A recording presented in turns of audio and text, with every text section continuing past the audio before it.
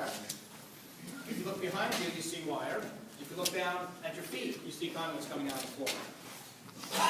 So yes, this is wireless, but we also have it hardwired. So there's 22 lockers in here, and each of the conduits represents where a player's chair will soon be installed. And in that chair is power. You can plug in whatever device you might need to. There's USB power on the side, so for your iPad pod, everything, and anything else that decides to utilize USB power. Then in the wall is a hard connection as well. So talk about redundancy. We have far too much connectivity in this room. And then behind you, straight in front of me, will be a big smart board. So pre-game, the players will come in and we'll give them an iPad. And on that iPad will be loaded the individual game films that the coaching staff has put together and wants the guys to look at. So they have a chance to sit down at a really cool chair, reclines, it swivels, got cup holders, all that good stuff,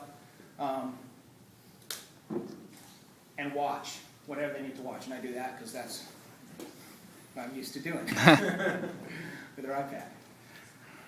Then halftime, up in the booth, we will capture all the plays that the head coach wants to show the players. And so those will be downloaded, and there'll be an assistant coach sitting next to him at that little table that slides out and putting up on the smart board whatever Peter Vermees wants to show. And then within the smart board, he can actually use it as a telestrator and draw on the actual plays as they're happening.